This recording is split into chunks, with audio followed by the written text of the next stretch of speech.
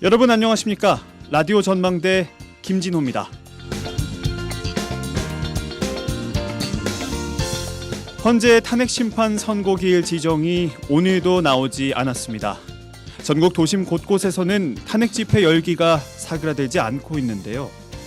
현대사에 있어서 전무후무한 현직 대통령의 내란 혐의 수사와 탄핵 심판에 국론 분열이 가열되고 있습니다. 현장에서는 피아 식별용 굿즈까지 등장했다고 하니까 이 와중에 돈벌이하는 사람들도 있구나 싶습니다. 무슨 일이든 지나치면 화가 되는 법이죠. 일부에서는 탄핵 찬반 식당을 표시한 지도까지 만들어져서 확산되고 있다는데요. 음식을 만들어 파는 식당 주인의 정치적 이념까지 어떻게 알고 이런 지도가 등장했는지 모를 일입니다. 한쪽에서는 이런 일에 동조해서 별점 테러까지 한다고 하니까 지나쳐도 너무 지나친 것 아닌가 싶은데요. 헌재 탄핵 심판 장고가 이어지면서 사회적 혼란과 갈등은 커지고 국민들의 인내심은 한계에 다다르고 있습니다.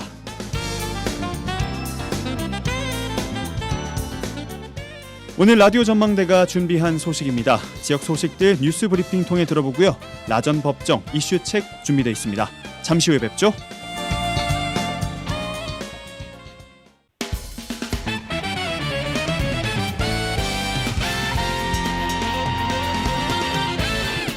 라디오 전망대 3월 19일 수요일 순서 출발합니다. 지역 뉴스부터 정리해보죠. GBS 뉴스의 차범준 편집국장 연결합니다. 안녕하세요. 네, 안녕하세요. 네, 오늘 지역 소식은 순천 소식부터 먼저 듣습니다. 보성군 관할 지역에서 추진되고 있는 지정 폐기물 처리장 조성 사업을 두고 순천시 외서면 지역 주민들이 매립장이 조성되면 환경 피해가 발생할 것이라면서 반발하고 있어요. 네, 순천시 외서면과 보성군 벌교읍에 위치한 해발 582m의 백이산에 2만 평 규모의 지정 폐기물 처리장 조성 사업이 추진되면서 보성군 벌교읍 주민들과 순천시 외서면 주민들이 반발하고 있습니다. 네. 해당 사업 지난 2022년 환경영향평가 초안이 제출됐고 주민 설명회 등 이 사업 승인을 위한 절차가 진행되고 있는데요.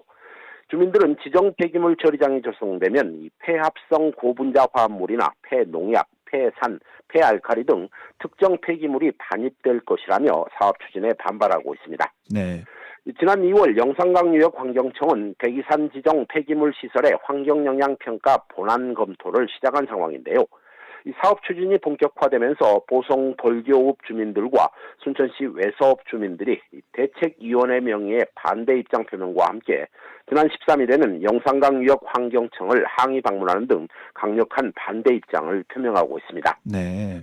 이 대책위원회를 구성한 주민들은 이 보성군에는 산업단지가 없어서 이 매립장으로 들어오는 지정 폐기물의 99%가 외지에서 배출되는 폐기물로 예상된다며 매립장 조성지의 배출지 조성 원칙에 어긋난다며 반발하고 있습니다. 또한 주민들은 업체가 이 백이산 중턱 지하 60m의 폐기물을 매립하는 방식으로 사업을 진행한다고 하는데 침출수가 산 아래에 있는 추동 저수지와 외서면의 송광천으로 흘러가면 식수와 수지를 오염시킬 것이라며 환경 피해에 대한 우려에 나섰습니다. 주민들이 침출수나 지하수 오염을 우려하고 있다라는 건데 순천시 외서면 주민들의 경우 순천시나 시의회가 적극 개입해서 문제를 해결해 줄 것을 요구하고 있어요. 네, 순천시 외서면 주민들은 이 백이산 정상에서 벌교천과 외서천으로 물길이 내려오기 때문에 외서면의 수질 오염 우려가 크고 특히 외서면은 지하수 관정으로 식수와 농업용수를 공급받고 있어서 만약 폐기물 매립으로 인한 침출수가 유출되면 지역 주민들이 심각한 피해에 노출될 수 있다는 입장입니다. 네. 이 외서면 주민들은 백이산 물줄기가 최종적으로 주암으로 흘러든다며 만약 침출수로 상수원이 오염된다면 참사가 일어날 수 있고 또 외서면은 전국적으로 유명한 이 딸기 육묘 생산 지역으로 지하수가 오염된다면 지역 농업에도 큰 타격을 입을 가능성이 높다며 사업 추진에 반발하고 있습니다. 그렇군요.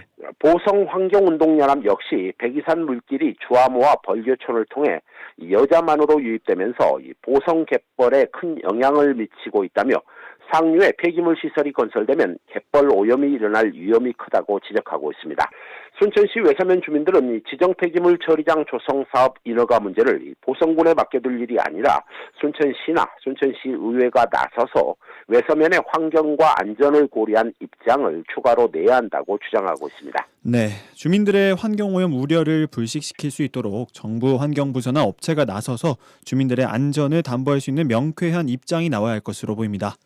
다음은 여수 소식 듣겠습니다. 전국의 많은 관광객들이 찾고 있는 관광도시 여수시의 주요 관광지에 쓰레기 투기 문제가 심각하다는 지적이 나오고 있어요. 네, 해양 관광도시로 전국의 많은 관광객들이 여수시를 찾고 있는데요. 최근 여수 웅천 친수공원을 비롯한 관내 주요 관광지와 다중 집합 지역에서 무분별한 쓰레기 투기 문제가 심각하다는 지적이 나오고 있습니다. 네. 이 보도에 따르면 주말이면 관광객들이 몰리는 이순신 광장이나 오동도, 향일암 등 주요 지역의 관광 지역이 이 쓰레기 방치로 인해 도시 이미지가 훼손되고 있고 주말이 지나면 쌓이는 대량의 쓰레기 처리에 따른 비용과 인력 부담이 크다고 합니다. 지역 일부에서는 여수시가 지역 관광지와 다중 이용 지역의 쓰레기 문제 해결을 위해 공공 쓰레기통 설치를 통한 체계적인 관리 등 이 방안 마련이 시급하다는 지적입니다. 그렇습니다. 이 관광객들이 쓰레기를 버리지 않으면 되는 건데 홍보 활동은 진행하되 우선은 현실적인 대안으로 공공장소에 쓰레기통 설치가 우선 필요해 보입니다. 네, 최근 여수시의회 임시회 본회의에서도 이석주 여수시의회 의원이 지역 주요 관광기지에 공공 쓰레기통이 설치되지 않아 무단 투기가 이루어지고 있고 주민들의 민원과 함께 관광객들 또한 불편을 호소하고 있다며 여수시가 대책을 마련해야 한다고 촉구했습니다. 네. 해당 의원은 최근 들어 전국 지자체들이 공공장소에 이 사라진 쓰레기통을 다시 설치하는 사례가 늘고 있다며 적절한 장소에 공공쓰레기통을 설치하고 체계적인 관리를 통해 도시 청결을 유지하고 시민들의 편의를 증진해야 한다고 주장했습니다.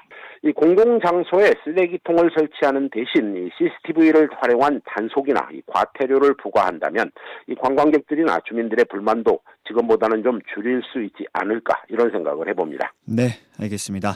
오늘 끝 소식은 광양 소식 듣겠습니다. 광양시가 광양읍 용강도서관 앞에 추가로 신호등을 설치했는데 주민들이 교통사고가 증가하고 교통흐름을 방해하고 있다며 불만을 표출하고 있어요. 네, 최근 이 시간에 광양시가 종마동 일부 구간의 교통사고 예방을 위해 이 차선폭을 줄이는 사업을 추진하려다 이 주민들의 반발을 사고 있다는 소식 전해드렸는데요. 네. 이 광양시가 광양시 광양읍에 설치한 신호등이 이 사고 유발과 교통흐름을 방해하고 있다는 주민들의 반발이 나오고 있습니다. 이 광양읍 지역 주민들은 광양시가 지역의 용강도서관 앞에 기존 신호등과 가까운 곳에 추가로 신호등을 설치했는데 신호등이 설치된 이후 곧바로 현장에서 연이어 접촉사고가 발생하고 있다며 교통시설이 사고를 유발하고 있다며 불만을 표출하고 있습니다. 네. 이 주민들은 신호등 설치 이후 최근 신호등 부분에서 총 3건의 접촉사고가 발생했는데 신호등이 100m도 되지 않은 가까운 거리에 연속으로 설치돼 있어 운전할 때 오히려 혼란스럽다며 불편을 호소하고 있습니다. 이게 교통사고를 줄이기 위해서 추가로 신호등을 설치한 건데 운전자들이 새로운 신호체계에 혼란을 겪고 있는 것으로 보이는 것 같습니다. 네, 주민들은 해당 구간에 새로 설치된 신호등을 포함해 총 300m 정도의 구간에 3개의 신호등이 설치되면서 차량 정체는 물론이고 갑작스럽게 신호가 바뀌는 상황이 발생할 경우 운전자들이 당황해 급정거를 하면서 사고 위험이 높아지고 있다는 지적입니다. 인근 창덕 아파트에 거주하는 주민들은 이 짧은 구간에 신호등이 너무 많다 보니 운전자들이 계속 정차해야 하고 특히 출퇴근 시간대에는 차들이 엉켜서 운전자들의 불만이 커지고 있다는 입장입니다. 네. 주민들은 최근 인근에 새로운 아파트가 입주를 앞두고 있어 추가로 신호등 설치가 예정되어 있다며 행정당국이 현장의 교통 상황을 고려하지 않고 신호등을 무분별하게 설치하고 있다며 불만을 터뜨리고 있습니다. 이 주민들의 이 같은 반발에 대해 광양시는 언론을 통해 해당 지역에서 신호등으로 인해 접촉사고가 자주 발생하고 있다는 민원이 이미 접수됐고 이 주민들의 민원을 해소하기 위해 다른 대안을 검토하고 있다는 입장입니다. 네, 알겠습니다. 오늘 소식은 여기까지 됐습니다. 뉴스브리핑 GBS 뉴스의 차범준 국장과 함께했습니다. 고맙습니다. 네, 고맙습니다.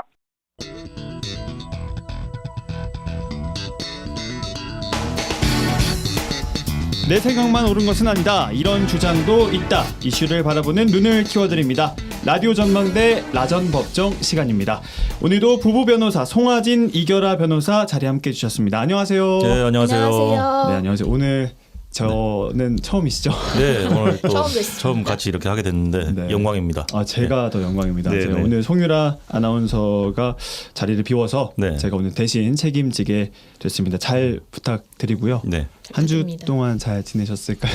네, 아니 잘 지내다가 갑자기 날씨가 좀 추워지고 막 맞아요. 눈도 오고 그래서 좀 깜짝 놀랐는데 네. 지금 3월 막바지로 지금 가고 있잖아요. 도대체 언제 봄은 오는 것인지 봄을 기다리는 사람들이 굉장히 많습니다. 여러 가지 의미에서 네, 여러 가지 의미의 봄이 빨리 찾아오기를 명언이십니다. 기다리고 네. 있습니다. 네. 어떻게 또 이결아 변호사님께서도 아니 저도 뭐 늘 비슷한 하루를 보내고 있고요. 네. 네, 오늘 이제 또 이 유튜브로 나가는 방송이 또 이제 두 번째다 보니까 네.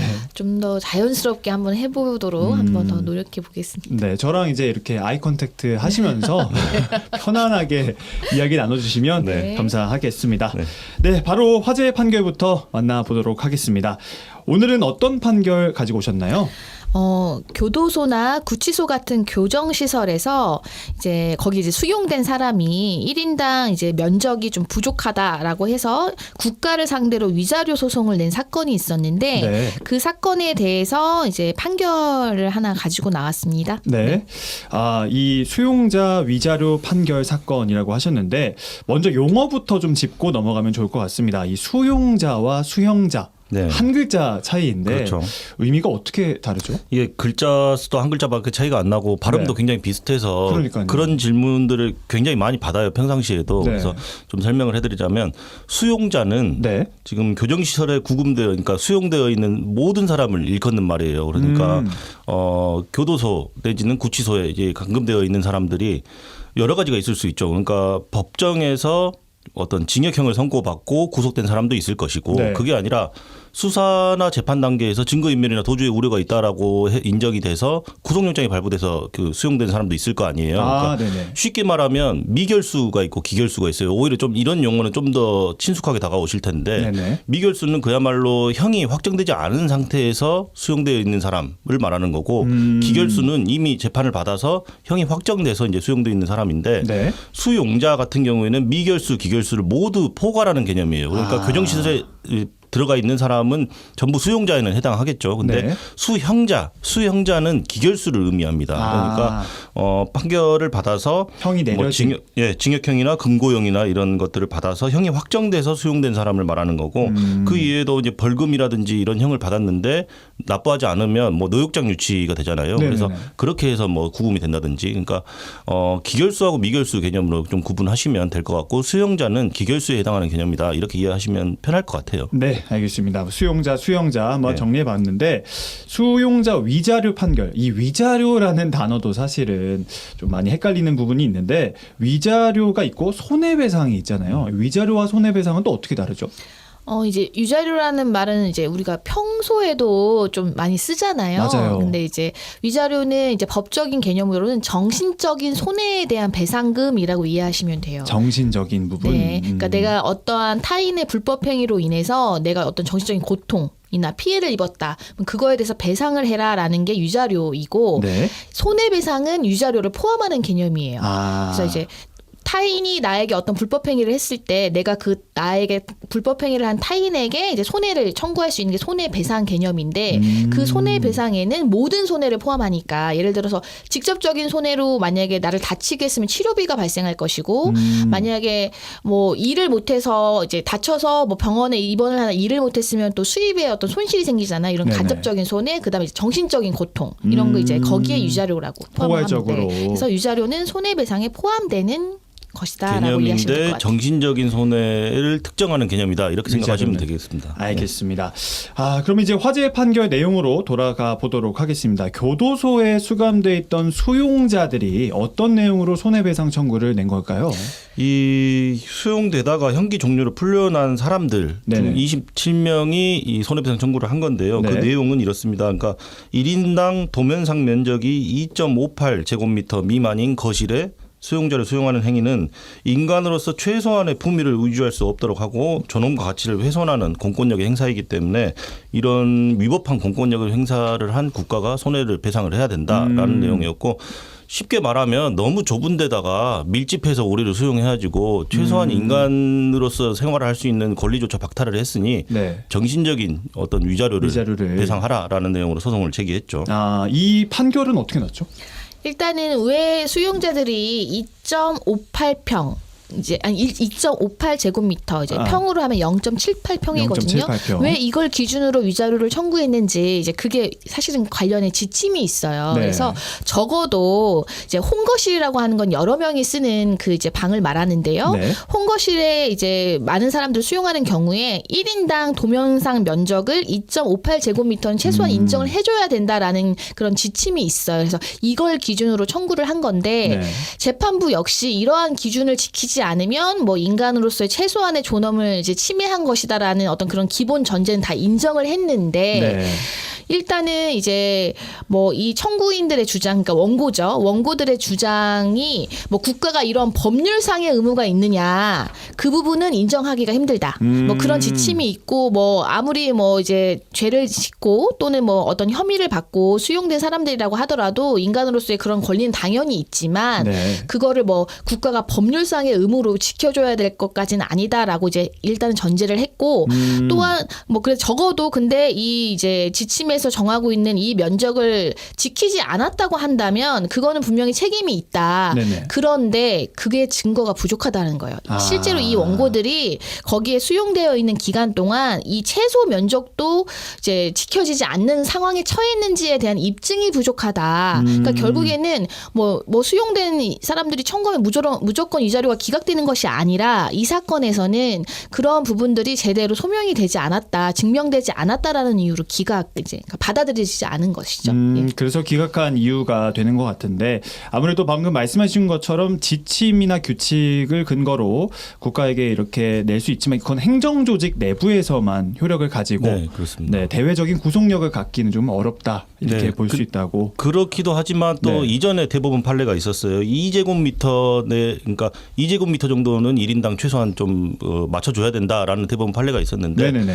일단은 뭐 법무시설 기준 규칙이 있다고 하더라도 그건 행정적인 내부적인 규칙에 불과하다. 다만 2제곱미터 안에 수용한 행위는 위법한 행위인 건 맞다. 2제곱미터 네. 안에는. 근데 2제곱미터 안에 수용됐다라는 것을 인정할 만한 증거가 부족하다. 그러니까 수용자들 쓴 일기라든지 이런 것만 가지고 인정해 주기는 어렵다라는 취지로 하여튼 종합적으로 봤을 때 이건 인정하기 어렵다라 해서 기각을 한 거죠.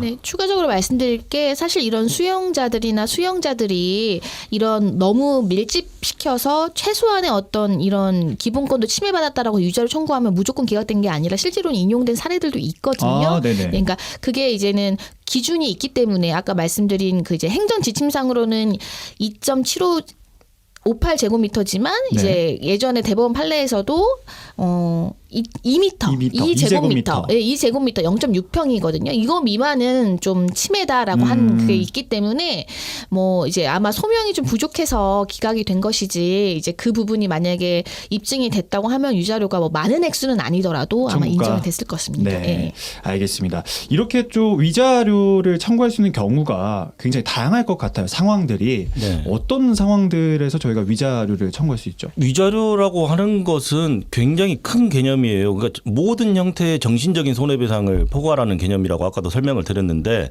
네. 일단 뭐 손해배상에는 뭐 재산적인 손해 그래서 네. 어떤 타인의 물건을 깨뜨렸다면 그 물건의 값어치라든지 이런 것은 재산적인 손해잖아요. 근데 그게 아니라 내가 이 물건에 굉장히 특별한 의미가 있었다라든지 아니면은 뭐 이제 개인적으로 아니면 집안적으로 뭐 굉장히 뭐 좀 중요한 유품이었다든지 그러면은 어떤 물건의 값어치를 떠나서 굉장히 정신적인 고통을 받을 수도 있는 것이고 그럴 때 뭐 위자료 청구를 할 수도 있을 것이고 그 이외에 뭐 어떤 사람이 폭력을 가했다라고 했을 때 치료를 받는 거 당연히 이제 재산적인 손해겠지만 그쵸. 치료받는 수준을 넘어서서 뭐 이 폭력 행위로 인해서 어떤 정신적인 충격이라든지 이런 것도 받았을 거 아니에요. 그쵸. 그런 경우에는 당연히 치료비 이외에 별도로 내가 정신적인 어떤 손해를 입었다라고 하면서 위자료를 또 청구할 수 있겠죠. 그러니까 정신적으로 고통을 받은 사람은 기본적으로 위자료 청구가 가능하다. 네. 다만 이제 그것을 인정해 주느냐 안 해주느냐는 이제 법원의 판단에 따라 달린 것이겠죠. 그렇군요. 네. 그럼 그렇게 법원의 판단을 받기 위해서 이 위자료 청구를 할 때 이렇게 해야 한다 하는 팁이 있을까요? 아무래도 아직까지는 우리나라에서 이제 위자료를 인정하는 금액이 이제 그 실제로 피해를 입은 사람이 받아들이기에는 상당히 액수가 적거든요. 근데 이제 그것도 많이 뭐 이제 좋아지고 있다고는 하지만 네. 뭐 외국의 사례에 비교하면 이제 비할 정도가 안 될 정도로 금액은 작습니다. 근데 결국에는 근데 나는 실제로는 피해를 입었는데 법원이 인정을 안 해주는 경우도 많아요. 그러니까 액수의 문제가 아니라 아예 그냥 정신적인 고통에 대해서 인정을 안 해주는 경우도 있거든요. 네네. 그래서 결국에는 내가 손해를 입었다고 주장하는 사람이 뭐 이러한 어떤 행위가 있었을 때는 충분히 일반인이면 누구라도 같은 상황에 처한 사람은 정신적인 고통을 얻을 수밖에 없다라는 걸 그쵸. 입증해야 되는 거거든요. 그러니까 뭐 그냥 나 이 사람이 그냥 단순히 나 정신적인 고통을 입었어요. 이거로는 안 되고요. 입증할. 네. 그리고 무조건 또 그럼 뭐 정신과적인 치료를 받아야지만 이 사람이 이 행위로 인해서 정신과적인 치료를 받을 정도로 고통을 입었다. 무조건 연관시키는 것은 또 아니거든요. 그래서 뭐 이런 질문을 하시는 분들이 있어요. 저 정신과 가서 상담 받고 뭐 이런 거 혹시 만들어야 되나요? 라고 하시는 일부러. 분들이 있는데 네네.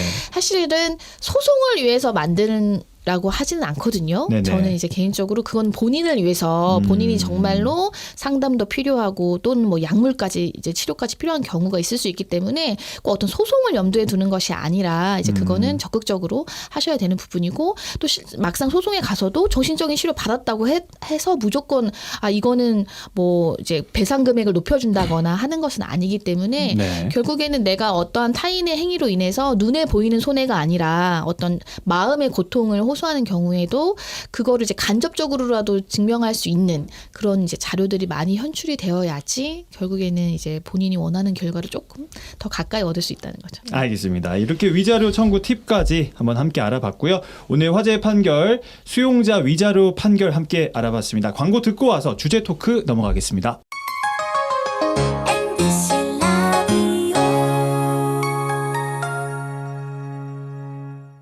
네, 수요일 코너 송하진 이결아 변호사와 함께하는 라전 법정 듣고 계십니다. 주제 토크로 넘어가 보도록 하죠. 공수처가 윤석열 대통령의 구속 취소 때 즉시 항고를 하지 않은 심우정 검찰총장에 대해서 직권 남용 혐의 여부를 수사하기로 했습니다. 앞서 민주당은 심 총장을 도주 원조죄로 고발을 검토하겠다고 했거든요. 이 도주 원조죄 네. 저는 사실 살면서 들어본 적이 네. 없는 것 같은데 여기 어떤 내용인지 일단 한번 일단 알아보도록 용어 하겠습니다. 자체가 좀 생소할 수는 있어요. 네. 도주 원조죄는 일단 형법 147조에 규정된 죄인데요. 법률에 의하여 구금된 자를 탈취하거나 도주하게 한 자를 처벌하는 죄입니다. 네. 그러면 탈취나 도주 뭐 이런 것들이 좀 어렵게 다가올 수 있는데요. 쉽게 생각하시죠.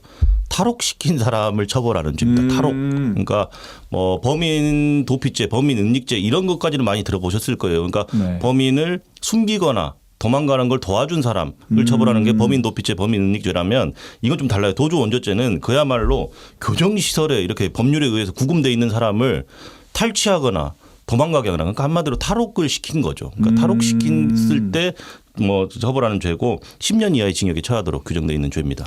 그렇군요. 그럼 이 심우정 검찰총장이 윤 대통령의 구속 취소에 대해서 즉시 항고를 하지 않았다고 해서 네. 과연 이 도주 원조죄 혐의를 적용할 수 있느냐? 그럼 여기에 대해서는 어떻게 답변 주실까요? 일단은 윤석열 대통령이 방금 말한 그 도주 원조죄의 주체는 맞죠. 지금 법률에 의해서 이제 구금된 상태인 건 맞으니까 네. 그 이제 주체는 됩니다. 그러면 이제 이 심우정 검찰총장의 행위가 이 이제 구금된 자를 탈취하게 하거나, 그러니까 탈취하거나 아니면 도주하게 한 거냐. 네, 그렇죠. 라고 보기에는 좀 이제 어려움이 있을 거라는 생각이 드는 게 물론 이제 도주 원조죄까지 이야기가 나오는 부분은 네. 이제 이거를 주장하는 쪽의 의견은 이거잖아요. 법원조차도 이거는 어떤 상급 법원의 판단을 받아야 된다. 그러니까 즉시 항고를 해야 된다라는 어떤 그런 취지의 이제 발언이 있었기 때문에 이와 같은 어떤 뭐 일반인도 공감하는 정도의 이게 있음에도 불구하고 어떤 그 권리를 행사하지 않았다. 그거는 뭐 이제 어떤 직접적인 물리력을 행사해서 이걸 이제 석방하게 한 것은 아니나 아니었습니다. 그러한 일련의 행위가 네.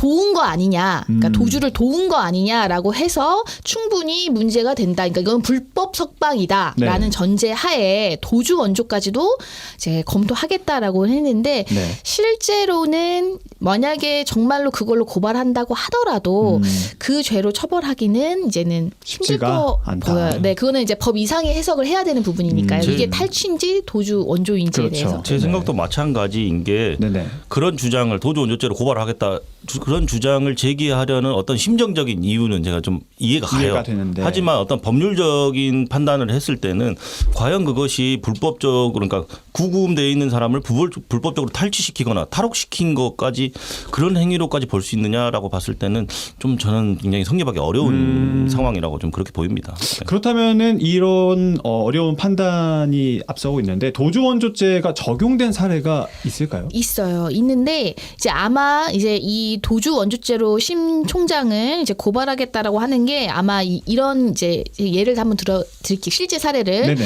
이제 친동생이 이제 구속되어 있는 상태였어요. 네. 근데 이제 빼줘야겠다라고 해서 우리가 구속 집행 정지 신청이라는 게 있거든요. 네네. 뭐 예를 들어서 뭐 집안에 누가 이제 부모님이 돌아가시거나 이제 구속되어 있는 상태인데 내 부모님이 돌아가시면은 일정 기간 뭐 일주일이라도 아니면 뭐 2, 3일이라도 짧게 구속 기간을 정지해 주는 게 있어요. 구속 집행을요. 네네. 그래서 이 피고인이 이제 동생하고 공모를 해서 동생을 빼내주기 위해서 결혼을 하겠다고 해서 이제 결혼식 뭐 그 이제 계약서 뭐 이런 거 다 첨부를 해서 변호사까지 선임을 해서 구속 집행 정지 신청을 해서 실제로 밖으로 나오게 합니다. 그러니까 이거는 우리가 물리력을 동원해서 뭐 우리 영화에서 보는 것처럼 막 총칼을 동원해서 빼낸 그런 게 아니라 절차를 이용해서 빼낸 거예요. 네네. 근데 도주한 거죠. 아. 동생이.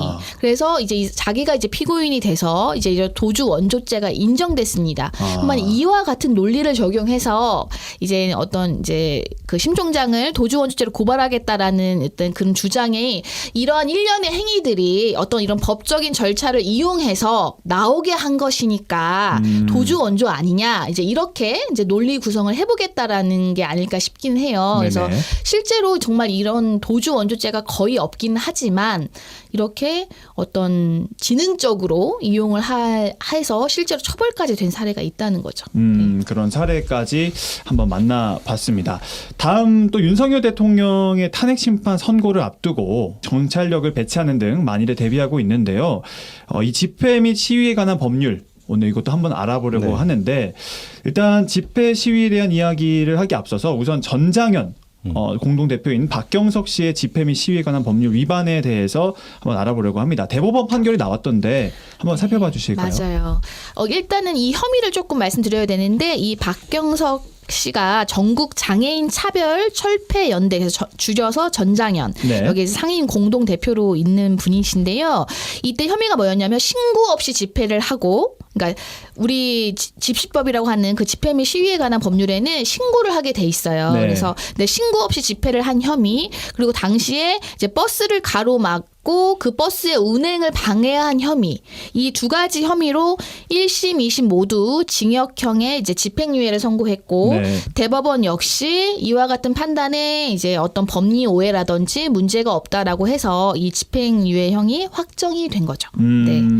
그러면 윤석열 대통령의 지금 탄핵 선고를 앞두고 탄핵 찬반 세력들 역시나 이제 동요가 예상되고 있는데 경찰력을 동원해서 대비하고 있습니다만 법률이 정하는 집회와 시위는 어떤 요건을 갖춰야 하는지 네. 알 수 있을까요? 그 일반적으로 이런 질문들 많이 하세요. 집회, 시위, 결사의 자유가 헌법상 보장된 기본권인데 네.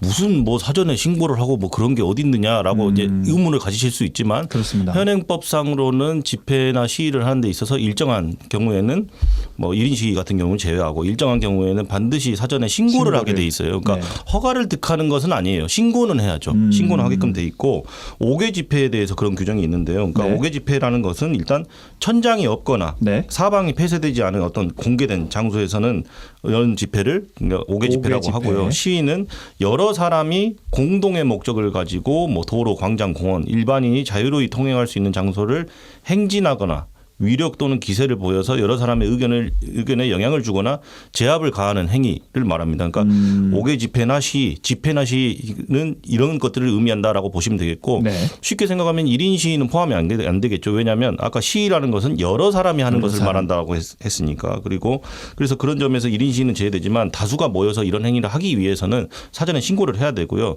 반드시 5개 집회나 시위를 시작하기 720시간 전부터 48시간 전에 관할 경찰서장에게 신고서를 제출을 해야 됩니다. 네. 그러니까 신고하지 않으면 미신고 집회로 처벌을 받을 수 있게 되는 것이죠.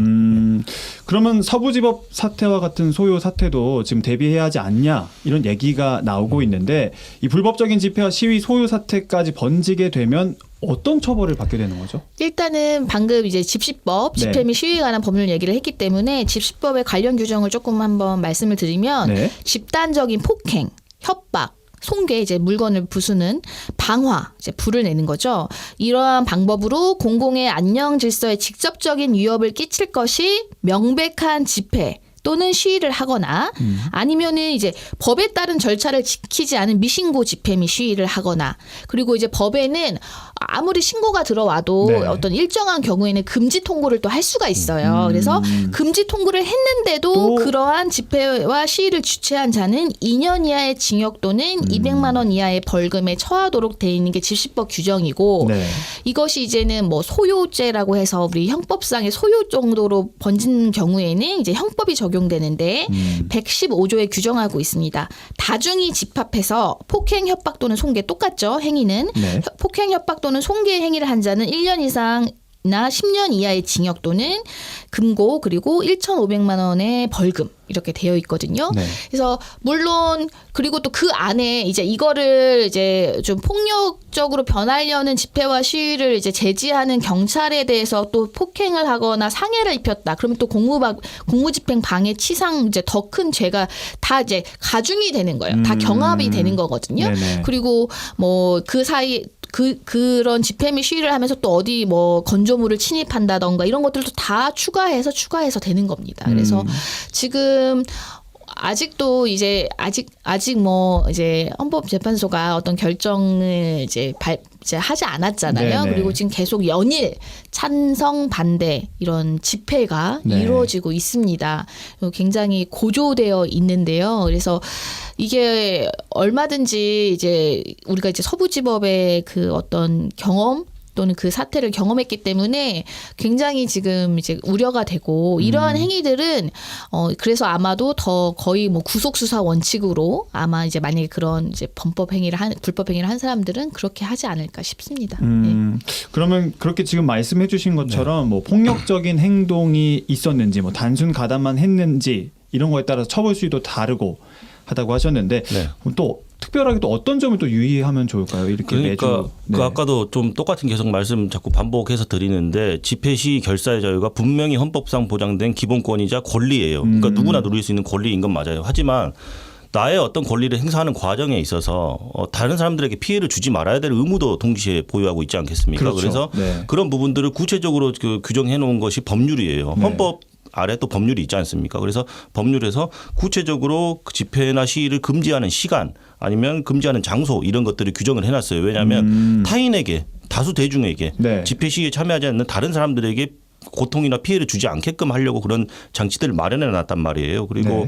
당연히 폭행이나 협박, 손괴, 방화 이런 뭐 불법적인 사태로까지 범죄게 되면 그건 또 다른 어떤 범죄니까 그런 것들 다 금지하고 있어요. 그래서 집회 시 결사의 자유가 있으니까 우리가 무제한적으로 나의 의견을 표출할 수 있다 이렇게 생각하시는 건 큰 오산이고 집회나 시위를 하시더라도 합법적인 테두리 안에서 법률 규정을 준수하면서 하실 수 있는 것이지 이게 무제한적으로 보장되는 권리가 아니라는 점을 좀 명심을 하셔야 되고 아까도 말씀하신 것처럼 단순히 뭐 집회 시위에 관한 법률 위반의 정도가 아니라 네. 뭐 추가적으로 어떤 폭행이나 방화나 뭐 재물손괴 이런 까지 이어지면 뭐 말씀하신 것처럼 가담 정도에 따라서는 또 처벌 수위가 달라질 수 있겠지만 어쨌든 그런 행위들을 범한 사람들은 집회 시위에 관한 법률 이외에도 형법상 다른 범죄 행위로 또다시 처벌될 수 있다는 점 좀 유념을 하셔야겠습니다. 아, 네, 알겠습니다.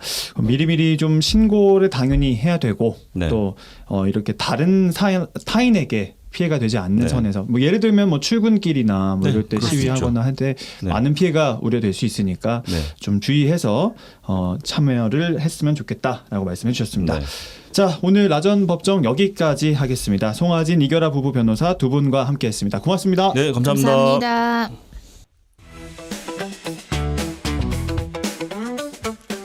지역의 이슈를 직접 체크해드립니다. 이슈 체크. 지역의 이슈들을 직접 체크해보는 이슈 체커 이미지 리포터와 함께합니다. 어서 오세요. 네, 안녕하십니까? 네, 오늘은 어떤 이슈를 체크해볼까요? 네, 오늘의 이슈. 네, 초등학교 자율귀가 서약서에 대해 체크해 보겠습니다. 자율귀가 서약서라는 게 이제 학생들이 자율적으로 귀가하겠다라고 학부모가 학교에 서약하는 것으로 예상됩니다. 네, 그런데요, 그 서약서 안에는요, 학교가 학부모들에게 학생의 자율귀가 시 학교에 책임을 묻지 않는다는 서약을 포함하고 있습니다. 뭐 말 그대로 자율귀가에 서약한다는 게 아니라 아이들에 대한 책임 유무가 서약으로 변경이 되는 겁니다. 이런 자율귀가 서약서가 고 김하늘 양에 해당 학교에서 발송하면서 논란이 됐었는데 지역에서도 이런 자율귀가 서약서가 발송되면서 학부모들의 반발이 있다고요? 네, 이 작년까지는요 방과후 학교, 그러니까 올해부터는 명칭이 좀 변경됐어요. 늘봄 학교라고 해서 이 선택형 프로그램 수업을 듣는 학생들을 대상으로 학교마다 귀가 및 이용 서약서, 뭐 동의서 등의 그 가정 통신물이 발송이 됐습니다. 네. 대부분의 학교에서는요 학생들의 귀가 희망 시간이나 학교 방법, 또 보호자 연락처를 기재해서 늘봄 담당 선생님께 제출을 했습니다. 네. 그런데 이 공통으로 들어가는 문구가 있는데요. 희망 귀가 시간 이유나 수업 퇴실 이유, 학생의 안전에 대한 것은 학교에 책임을 묻지 않겠다라고 서약이 있습니다. 이런 문구로 학교에서 이제 학부모들에게 자율귀가 책임을 전가하는 방식으로 대응하고 있다면서 비판이 나오고 있는 거군요. 네. 한 학교에서는요 가정통신무 제목 자체가 네. 선택형 교육 프로그램 학생 자율귀가 서약서가 있었습니다. 이 서약하는 부분의 내용으로 인해서 학부모들에 의하였는데요. 이 선택형 프로그램 참여 학생 A의 보호자 B는 네. 이 개인 사정으로 인하여 보호자 동행 귀가를 하지 못하므로 학생 A를 자율귀가시킬 것을 요청합니다. 그리고 아래는요. 이 퇴실 이후 안전사고에 대한 것은 보호자의 책임이며 학교에 어떠한 의도도 제기하지 않음을 서약합니다라고 쓰여 있습니다. 이 가정통신을 받아본 학부모들은요. 이 김하늘 양 사건을 위해서 아이들 안전에 민감한 것도 알겠고 또 학교의 책임으로 몰아가는 것도 알겠지만 이런 서약서까지 발송한 것은 부적절하지 않냐는 의견이 많았습니다. 또 서약서를 제출한 부모들은요. 다른 아이들 제출하는데 우리 아이만 제출하지 않으면 안 될 것 같아서 또 찜찜한 마음을 갖고 제출했다고 합니다. 학부모 얘기 들어보시죠. 서약서를 이거 왜 내가 이걸 왜 써야 되지? 그리고 약간 문구가 좀 그랬어요. 그 시간 이후로는 뭐 자기네들 일갈 뭐 책임이 없다 뭐 그런 둥? 그러니까 자기네들 이제 학생 수가 많으니까 뭐 약간 뭐가 있어도 회피하겠다는 약간 그런 뉘앙스인 것 같아. 또 학교에서 어쨌든 나온 상태에 책임을 질 수는 없는 거잖아요, 선생님들이. 그런 걸 이제 확실히 하기 위해서 하는 것 같은데. 이게 뭐지? 항상 데리러 오고 하는데 약간 좀 말이 안 되게 썼더라고요. 이제 뭐 다 하는 거라고 하니까 제출했거든요. 의아했죠, 당연히. 근데 이제 뭐 다 한다 하니까 그러니까 뭔가를 서로 소통한 게 아니라 그냥 일방적인 통보 같은 거예요. 그리고 남편이 이거는 문장이 말이 안 되는데?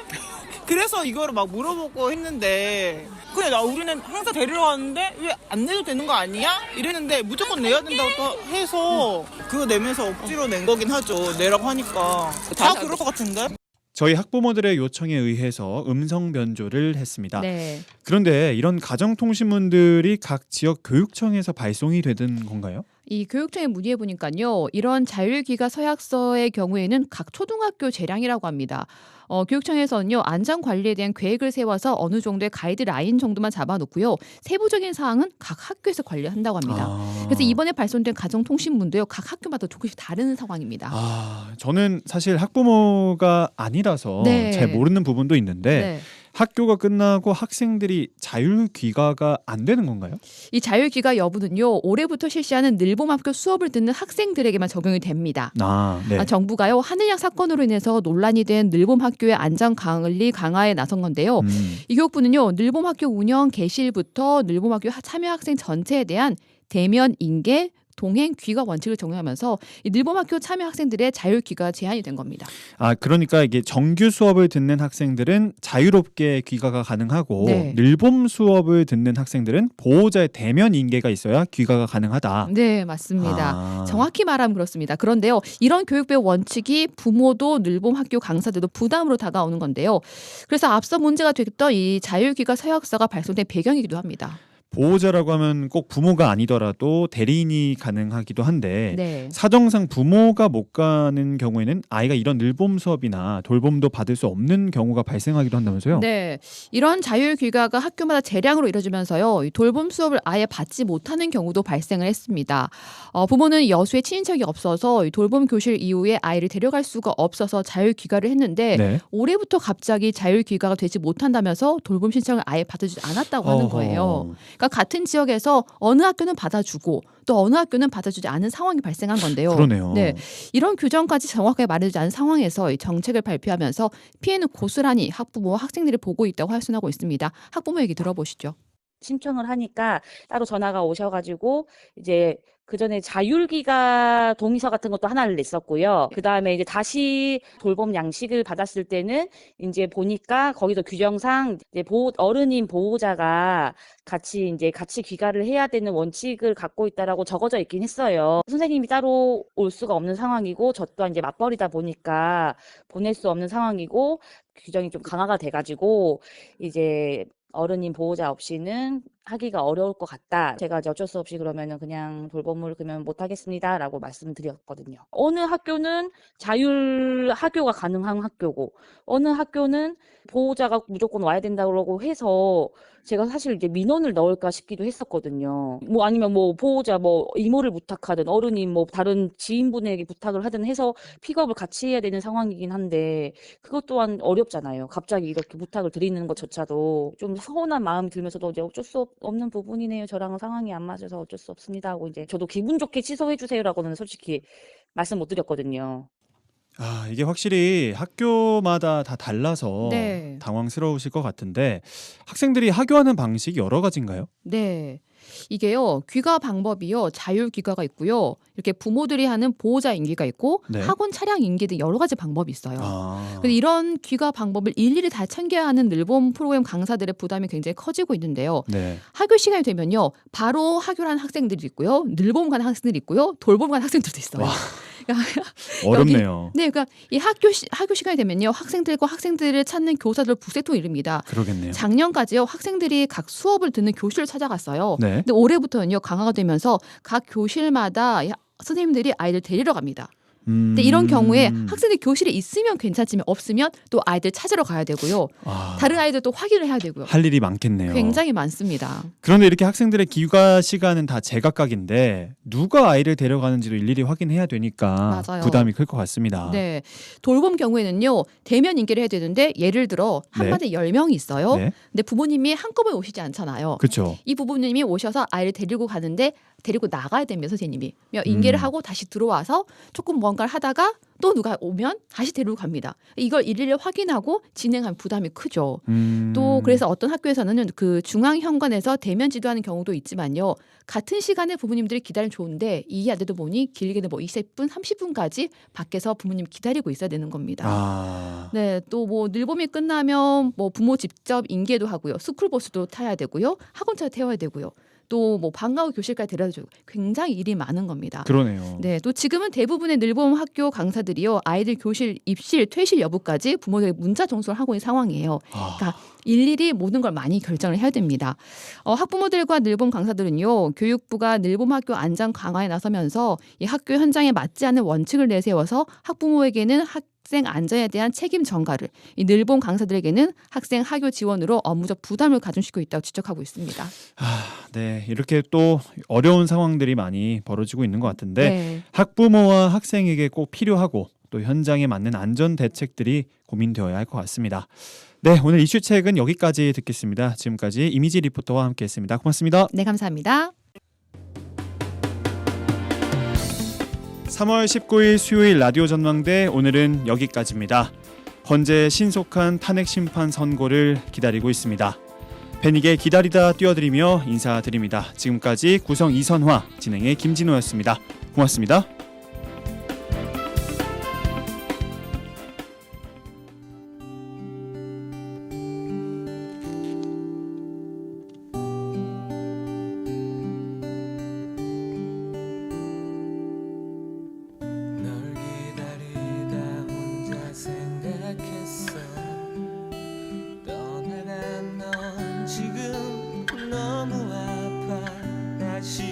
내게로 돌아온 길 위에 울고 있다고.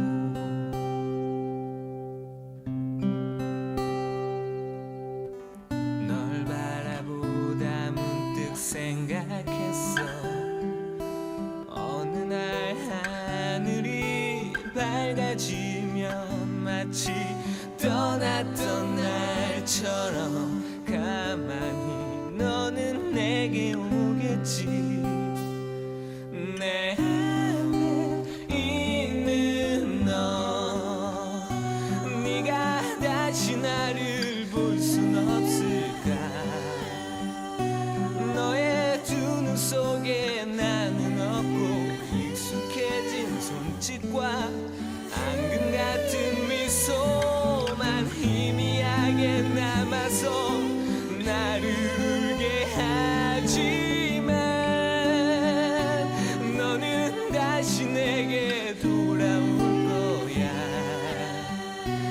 너의 맘이 다시 날 부르면 주저 말고 돌아와. 네 눈앞에 내 안으로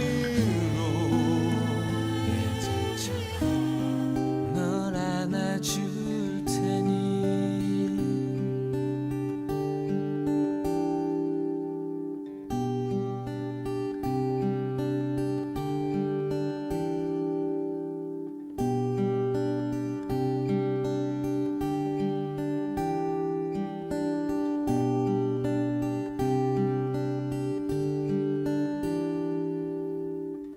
널 바라보다 문득 생각했어.